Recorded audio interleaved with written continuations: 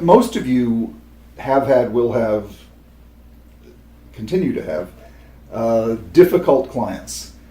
These are generally men, my age or older. I'm 67, and they're cantankerous, they're combative, they're defensive, they're with you but they don't want to be with you. They don't want to be told anything, they don't want to hear anything. Their like is not to snap your head off. With these folks, it is imperative that you simply listen. Don't jump in. If there's a pause, say something like, "You've lived an amazing life. Can you tell me what your life was like when you were a kid?"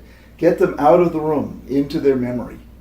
And they'll say, "Oh my God, today's generation has it so easy," and they'll tell you about their problems growing up, and they'll tell you how they earned the value of $1, and they wouldn't have misspent it the way their kids are spending it and throwing money around like it grows on trees, and they'll go on a rant about this, that, but that's what you want. Let them open up. Let them get off their chest all the grumpy feelings they have about, and they're right, the things have been misused and mishandled. Let them tell you about it. Let them rant. Nod, don't just sit and nod. Agree. Yeah, boy, that's an incredible story you've had. How did you get to here? And believe me, that listening, but active listening, drawing them out, letting them tell you more stories, that's how you build trust. And then wait for them to say, "Do you have any advice for me?" In other words, get them into the position where they're asking you, you're not telling them.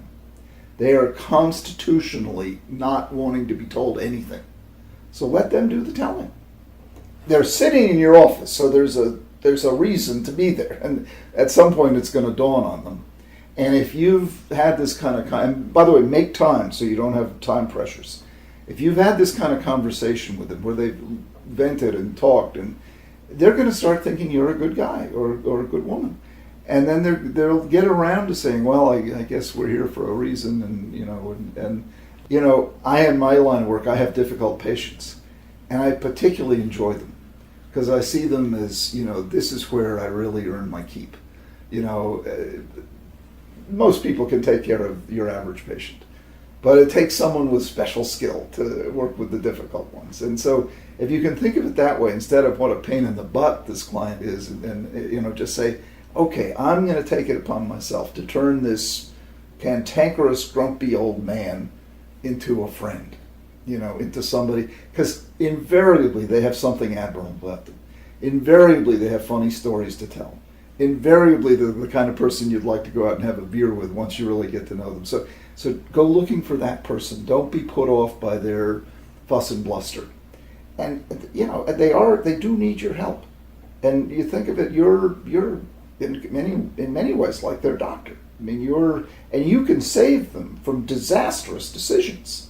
You can save not only them but their entire family. These impulsive, cantankerous men can make crazy decisions. I have a very close friend whose father was a multimillionaire, and if he hadn't managed to intervene, he was spending like a drunken sailor at the end of his life. He used to buy for this woman that he'd fallen in love with for no reason, and she was just milking him of all his estate. And my friend was watching his inheritance go down the toilet, and so he had to jump in and do all kind of legal shenanigans. But you can prevent that kind of a disaster if you make this relationship. So it's very high stakes poker, but the basic tools: listen, inquire, be inquisitive, and don't try to take over. Don't try to take control, because that's what pushes their hot button, and they bite back. They know they're losing control, and so they don't want to have their nose rubbed in it.